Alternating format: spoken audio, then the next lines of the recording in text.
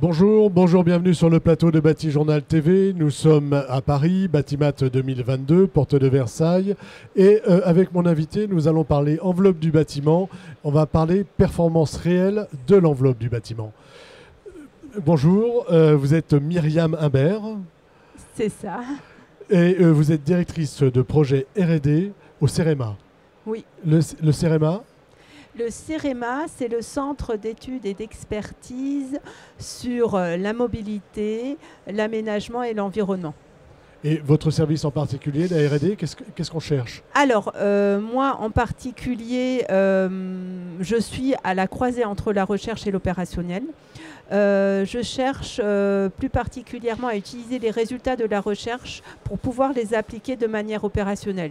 Et puis inversement, je fais remonter les problématiques terrain aux chercheurs. Donc on a une équipe de recherche au CEREMA sur les bâtiments performants dans l'environnement. Donc c'est de ça dont nous allons parler, des bâtiments performants, et on va parler d'enveloppe du bâtiment. L'enveloppe du bâtiment, c'est quoi? Alors, l'enveloppe du bâtiment, à la base, ça sert à protéger les occupants des intempéries, mais aussi du froid.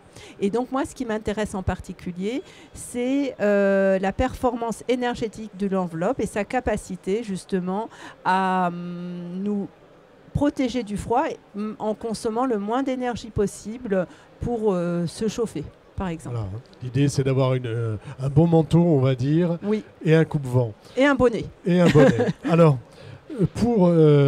aujourd'hui, on a normalement des bâtiments qui sont performants, depuis la RT 2012 au moins, ou même RT 2005, mais non, il n'empêche qu'il faut aller vérifier, il faut aller regarder. C'est ce que vous avez fait avec un programme qui s'appelle Diane, c'est ça? C'est ça.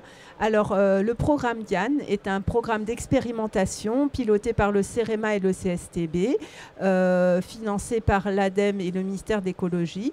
Et là, on cherchait à mesurer la performance de l'isolation globale de l'enveloppe des maisons et aussi la performance de la ventilation. Parce que, voilà, parce que c'est pas le tout d'être étanche et bien isolé. Si on ventile pas, on va avoir des soucis. Voilà, c'est-à-dire qu'il faut être étanche, isolé, mais il faut aussi apporter de l'air frais, neuf, pour la santé des occupants. Tout à fait. Donc, qu'est-ce que vous cherchez à mesurer, en fait, avec ce programme? Comment vous vous organisez et qu'est-ce que vous cherchez exactement? Alors, en particulier, ce qu'on a voulu mesurer, donc c'est l'isolation globale de l'enveloppe. Donc, c'est le coefficient UBAT de transmission thermique de l'enveloppe et associé aussi à la mesure d'étanchéité à l'air de l'enveloppe. Donc, c'est en gros, c'est les calories qui vont traverser l'enveloppe du bâtiment que l'on mesure. Mais pas directement, c'est pas possible directement. Voilà, alors comment vous faites? Qu'est-ce que vous mettez en place pour y arriver? Alors, on va mettre en place une instrumentation, donc un kit de mesure, avec... donc on voit à l'écran. Oui, on voit à l'écran, donc il y a des capteurs SINS qui mesurent les conditions limites de la maison, en rayonnement notamment. Et puis également, donc ça c'est à l'extérieur, donc il y a 3 capteurs à l'extérieur. Et à l'intérieur du bâtiment, on va mettre en place ce qu'on appelle des modules intérieurs qui vont chauffer le bâtiment à un scénario de température que l'on va programmer grâce aux capteurs de température. Et le tout est enregistré et envoyé ensuite sur un site qui exploite la mesure et qui identifie à partir d'une banque de données de modèles thermiques le UBAT, donc la transmission thermique la plus probable d'après les mesures. D'après les mesures qu'on a effectuées. Donc ça, c'est du réel. Oui. C'est-à-dire qu'à un moment donné, on a un calcul pour savoir, on dit voilà, on va avoir une maison qui est RT 2012 ou RE 2020 aujourd'hui. Vous, ce que vous faites, c'est que vous vérifiez ce calcul, en quelque sorte. Ouais, vous vérifiez la performance réelle du bâtiment. Oui, on va plutôt, voilà, parce que le calcul, c'est toujours une simplification de la réalité. On est bien obligé de faire des hypothèses. Des fois, effectivement, on oublie quelques ponts thermiques dans les calculs, donc ça, on peut le vérifier. Mais nous, ce qui nous importe de connaître, c'est la performance réelle atteinte sur le terrain et atteignable sur le terrain. Et donc, c'est pour ça que dans le programme Diane, on a formé des opérateurs de mesure. Donc c'est souvent ceux qui font des mesures d'étanchéité à l'air, qui sont allés faire ces mesures sur le terrain, dans des maisons neuves. Et à partir de la trentaine de mesures que l'on a pu récolter, notre objectif, c'est de voir qu'est-ce qui est atteignable comme performance sur le terrain. Et donc là, on a vu qu'en fait, il y a 3 groupes de performance. Donc il y en a 25%, un petit groupe qui arrive à ce qui est prévu qui est bien calé par rapport à ce qui est prévu par le calcul. On devrait en avoir 100%. Oui, on devrait, mais je pense qu'on manque de recul, on va dire. Je me permets de dire, c'est un peu comme ce qui s'est passé pour l'étanchéité à l'air autrefois. L'étanchéité à l'air des bâtiments, donc c'est leur capacité à ne pas avoir de fuite parasite et de courant d'air. Cette étanchéité à l'air, autrefois, avant qu'elle soit prise en compte dans des labels et aussi avant qu'elle soit réglementée, on avait beaucoup de bâtiments peu étanches.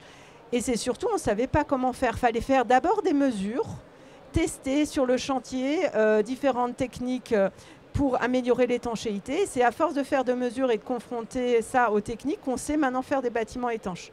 Et là, c'est pareil. Il faut qu'on fasse des mesures avant de dire ou de recommander,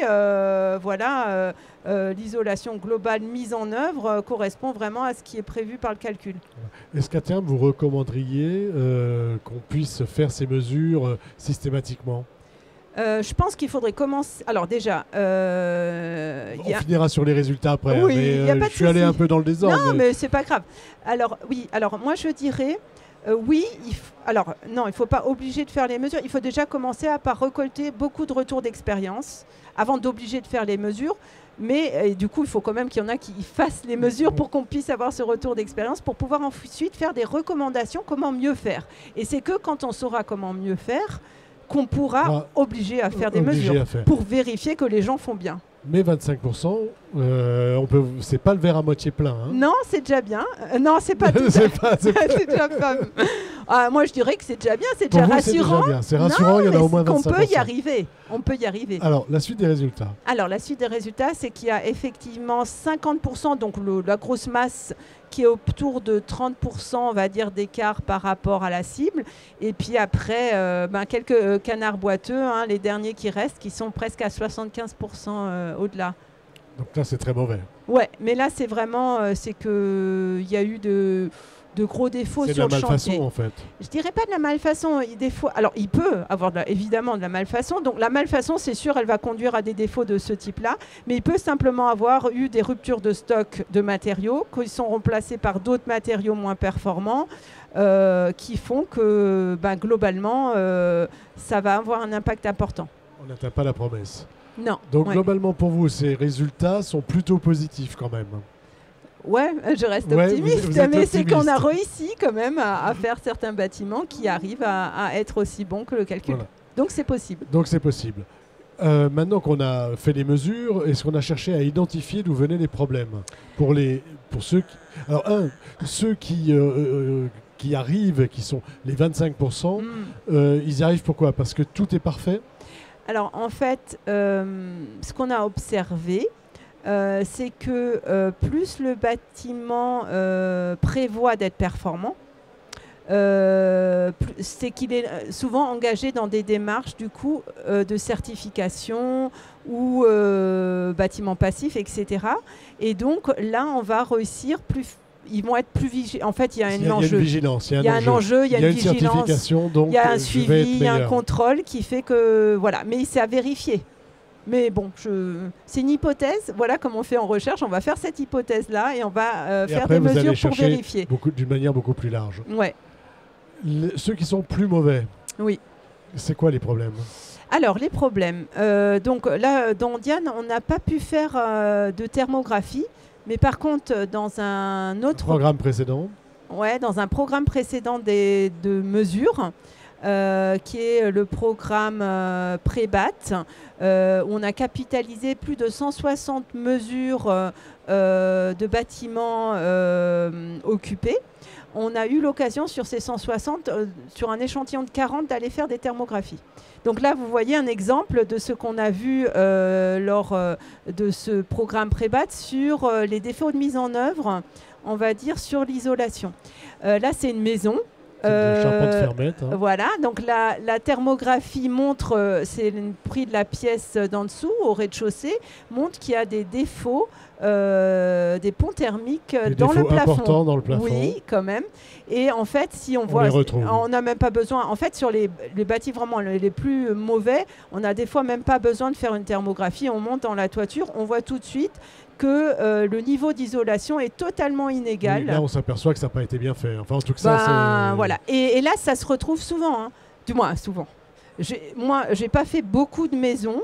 Et je veux dire, pour moi, avoir mesuré 40 maisons, c'est pas grand-chose par rapport à la construction. Mais de l'avoir déjà trouvé 2-3 fois, je m'interroge. Voilà. Donc oui, c'est un manque de soins ou peut-être un manque d'étanchéité de la toiture qui a fait que l'isolation en vrac a été soufflée sur un coin, je ne sais pas. Voilà. En tout cas, il y a quelque chose qui ne va pas. Non, voilà. Et donc, il y a d'autres défauts de ce type-là, notamment en isolation intérieure. On peut avoir des discontinuités d'isolant entre deux panneaux mis en œuvre. Ça, on a vu beaucoup aussi donc, en thermographie. Des ponts thermiques importants. Voilà. Et puis également, ce qu'il faut dire aussi, j'ai pas mes notes, il y en a tellement. Voilà, mais bon. Mais bon, en général, c'est des défauts qui sont liés à l'isolation. Voilà, et à des problèmes de jonction ou à des problèmes d'épaisseur qui ne sont pas respectés, où on crée des ponts thermiques. Oui, ou des fois, ça peut être simplement le stockage de l'isolant qui est mal stocké et qui devient humide ou trempé par la pluie et ce qui dégrade ses performances et qui n'a pas le temps de sécher par la suite, ou mal, ou qui se tasse. Voilà. Par contre, ce que je tiens à signaler par rapport à tous ces retours, du moins ces retours d'expérience, c'est qu'on va voir comment maintenant associer la thermographie à cette mesure globale de l'isolation. Donc ça, c'est dans un nouveau programme. C'est dans un nouveau programme. L'idée, c'est d'aller plus loin. Et vous allez aussi aller chercher ce qui se passe dans le logement collectif. Voilà. Alors ça, c'est le programme Profil Sereine qui est piloté par l'AQC, dans lequel donc, le CEREMA avec le CSTB et l'INES et d'autres partenaires, on a pour objectif de développer donc un protocole de mesure dans le collectif, d'une part, et d'autre part aussi d'étendre le nombre de mesures sur la maison individuelle, de viser 240 maisons et d'y associer du coup une détection des défauts par thermographie ou d'autres moyens pour justement avoir ce retour d'expérience sur quel niveau est atteint et quels défauts sont associés. Voilà, donc c'est important d'aller vérifier si l'enveloppe tient sa promesse en fait. Oui. Voilà, et pourquoi ? Tous ces éléments, tous les résultats de cette étude, on les retrouve sur le site du CEREMA. Alors oui, sur le site du CEREMA. Alors Diane, pour le programme Diane, vous pourrez le trouver et sur le site du CEREMA et sur le site de l'ADEME, le rapport d'évaluation du programme d'expérimentation Diane. Et sinon, donc le rapport de capitalisation Prébat des 160 bâtiments instrumentés.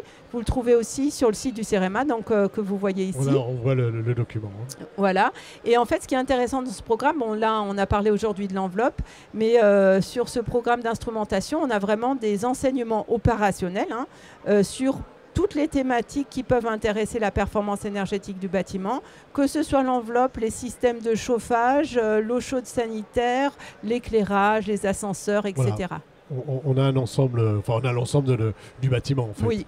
Et là, plus particulièrement l'enveloppe. Eh bien, écoutez, merci d'être venu nous parler de votre retour d'expérience enveloppe. Vous êtes plutôt optimiste. Oui, moi, je trouve que 25%, c'est un peu juste. Non, mais c'est un petit échantillon. C'est un petit échantillon. Voilà. Merci d'être venu nous parler donc de votre programme de recherche sur le plateau de Bâti-Journal TV. C'est une émission à retrouver sur notre site internet Bâti-Journal TV, sur le site de nos partenaires Bâti-Journal, France Bois Forêt et nos magazines évidemment 5 Façades, Atrium, Planète Bâtiment et Woodsurfer. Merci à vous. Merci beaucoup. Merci.